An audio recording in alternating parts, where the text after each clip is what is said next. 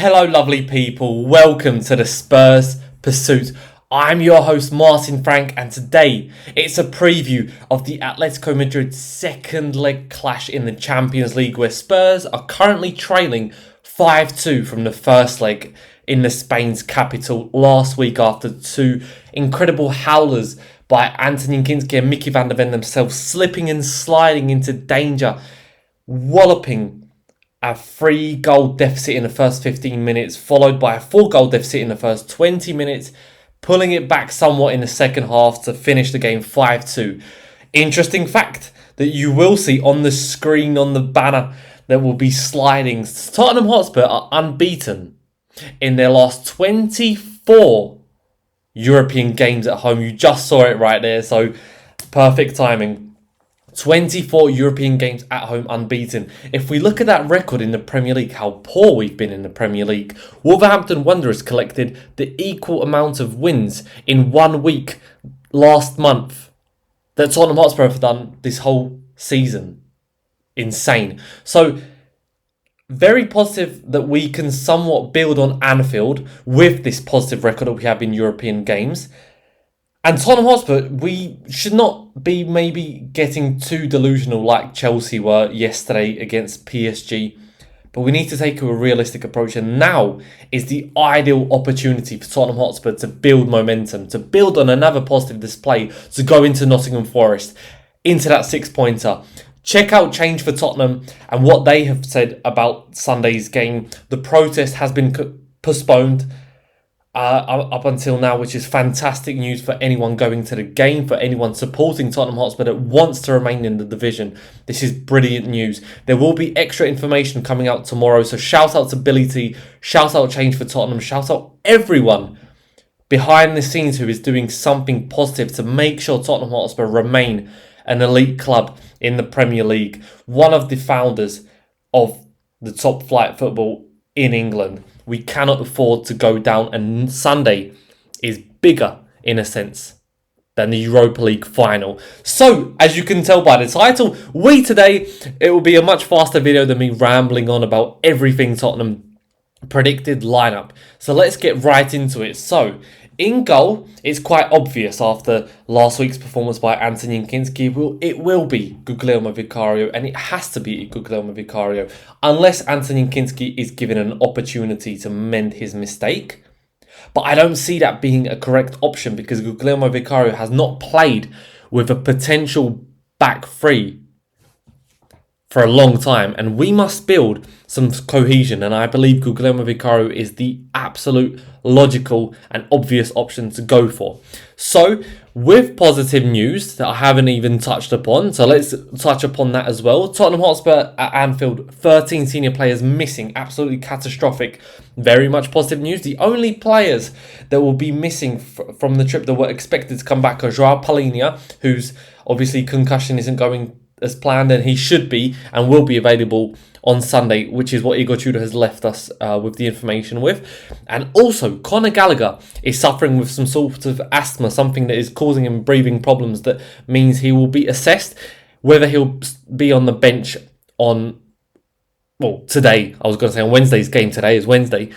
And he should be available on Sunday. So that's two let's say, negative news, though. Very much positive news that Tottenham Hotspur fans have been begging for is Lucas Bergwall and Destiny Udogie, who have both returned to training, should both feature today for at least a few minutes, which is fantastic news. So they'll be obviously available coming into Sunday's game as well. And our captain and vice-captain, Christian Romero and Mickey van der Ven, who took the conference with Igor Tudor on yesterday, will both be available, meaning I have created a back line looking like this. So as I've mentioned, Vicario in goal, we need to build cohesion. We need to build his confidence up after a very poor save attempt that he did with Szoboszlai's free kick against Liverpool. And the back three, Kevin Danso remains in the team. He was very good. I gave him a very harsh rating, and I do take that back. I think Kevin Danso is a player we need to build on going into this relegation fight. Obviously, Christian Romero and Mickey van der Ven go straight back in, and we need to build around this back three heading into the final 8 games of the Premier League season. Now, you might be thinking, okay, well, that's fairly simple. Who are we going to choose for the other options in midfield? So I've gone with a 3-4-3 formation, which I believe is the most viable. Technically, could turn to a 3-5-2 system with potentially Xavi Simons as the 10 in front of the 2 8s. So I've gone with this midfield, or should we say the back 5 and the 2 8s. Pedro Porro from the right, obviously. There's no debate about that. Jed Spence on the left, although we will see Destiny Udogie for the last 10-15 minutes, which is obviously positive news.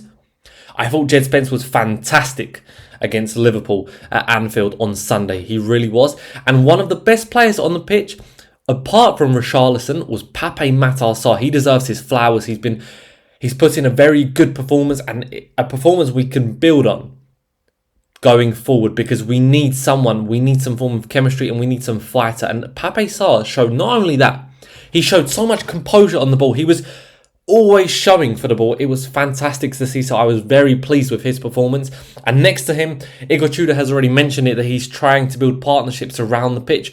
It will be Archie Gray. So a very young midfield. It sort of resembles the midfield that we had against AC Milan 3 years ago in the Champions League, where we were knocked out with Antonio Conte, where we had Oliver Skipp and Pape Sarr in it's 2 8s in the 3-4-3 system, the exact same as this one.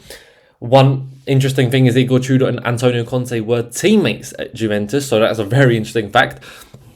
So I've gone with Pedro Porro and Jed Spence to take the wings. There's no real debate. It'll be very interesting to see Jed Spence's role in the remaining 8 games of the season, especially after the international break, where Destiny Udogie builds some form of fitness. Whether Jed Spence will be given opportunities or not, that's a very interesting thing to see. Now, with this sort of stability of, you've got the experience at the back, you've got much younger energy, fresh energy in the midfield. Lucas Bergwall potentially replacing Archie Gray in the middle for the last 10-15 minutes. That's my prediction. Going forward, it's a huge dilemma that we face. One more time, I've gone with a front 3. Richarlison was man of the match at Anfield. However, you must be very careful not to, risk injuries. And I believe Richarlison will actually be left on the bench. I think Xavi Simons caught the eye of Igor Tudor with his performance for the last 30 minutes that he came on. And I believe Kolo Muani is a very trusted source to take on in the Champions League fixtures, especially with experience at Juventus, at PSG, at Eintracht Frankfurt. I believe he will choose Kolo Muani. And up top, I maybe think that Dominic Solanke might be given an opportunity to rest, because we must remember, this isn't a game we are trying to definitely win and progress through. It's a game that can build on something. But with building something, you must be very careful of who you remain fit and how you consider the fitness of these players with so many players out. Richarlison, occurring injuries. Dominic Solanke, up and down season with injuries. You must be very careful. And so my final team that I have chosen is, voila, Xavi Simons will start at the left wing position, potentially dropping into that 10 role with us playing a 3-5-2 and Kolo Muani and Matisse Tel being up top. Potentially, one of Matisse Tel or Kolo Muani might not start. However, Tel was brought off in the 70th minute, meaning there is much more fresh energy for him to build on. And Kolo Muani was the one that replaced him. So I believe these two will be used to add that energy, to add that sort of dynamic of you can fight for your spot and potentially you can start against Nottingham Forest. Because that one role, that right wing position is still free. Dominic Solanke, Richarlison definitely start on Sunday. However, I am very sceptical of them starting this game. So this is my final predicted lineup that Igor Tudor will pick. I would love to know yours in the comments below. And I believe this is the most obvious fixture that is also a make or break. We are, as Tottenham fans, at such a roller coaster that everything feels so emotional. Another positive display will give us so much confidence going into that Sunday game. A loss will feel so devastating. However, I still believe most fans will go very positive into that Sunday fixture. Igor Tudor must make sure his team is so well drilled and focused on fighting, on the desire, on the belief of going forward and building something positive together.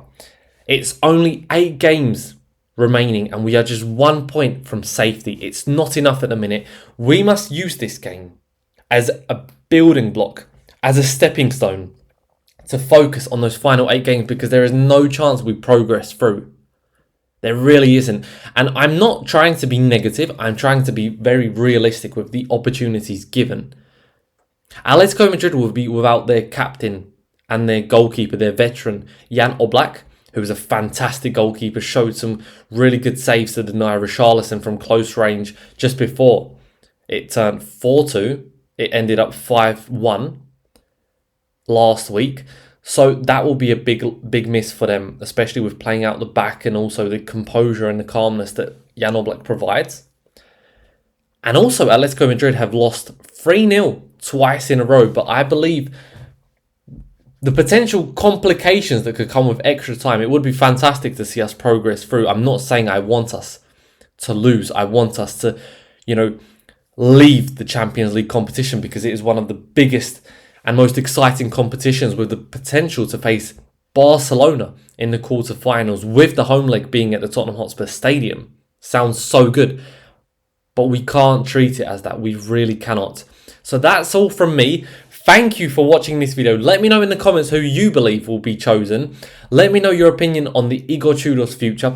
There will be one more separate video coming out regarding Igor Tudor and Mickey van der Ven's comments, and I will be mainly alluding to the Athletic report or article, shall we say, by Jay Harris, claiming that one player is making it publicly known to his teammates that he is uninterested in the remainder of the season whether Tottenham Hotspur get relegated, because he has a promised move away from the club, with Mickey van der Ven dismissing that and Jay Harris sitting there. I will be discussing that in the next video, so stay tuned. Thank you for watching. See you later.